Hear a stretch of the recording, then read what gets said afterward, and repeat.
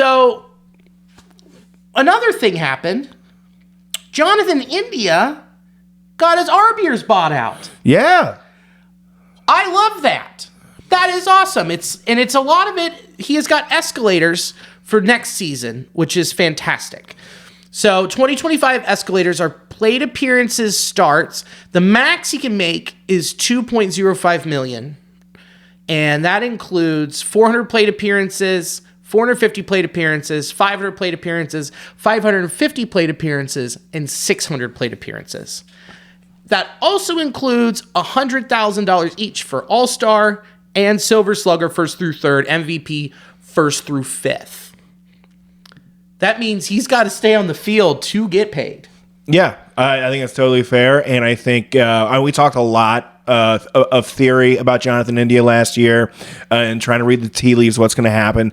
I think this is going to be a fun move to kind of keep like that core identity with the Reds. Also, Jonathan India seems like a player that has a lot of stuff going on in between the ears. So if you can give him as little to think about as possible, like say, hey, what's the future of my work life relationship?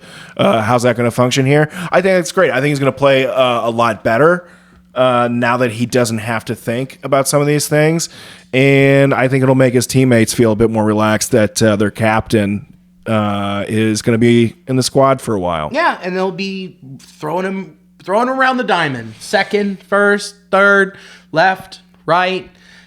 And what you said was stability. I disagree. Mm-hmm. I think this makes him easier to trade. Yeah.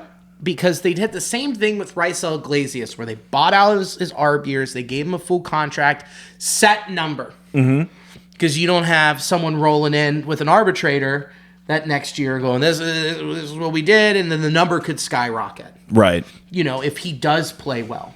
And if he does, and he hits these escalators, great for him. But it's set and it's in stone. Mm-hmm. Mostly, except for that and then awards, whatever.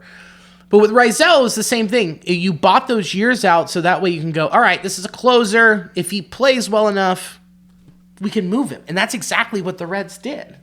Did they get anything? No, they just cleaned house, and it was one of those moves that are like, we need to get money off the books and start fresh again. Where with this, you go, okay, if he starts to succeed and plays well enough, we truly don't have much room for him, and we're just going to have to move him around. And if he plays well and stays healthy, there you go. You're getting paid. We can get something out of this. And it's a set number, so that way you can get, a better haul than what you're hoping for. Does it say like how long he's going to be locked up with the Reds, or do you think he can be moved before even the All-Star break? He's an unrestricted free agent 2026. Okay. So there were 2 years of ARB. This one coming up, and then the next year. So you can have a guy who, at this point, he was an All-Star, or he was Rookie of the Year in 2021.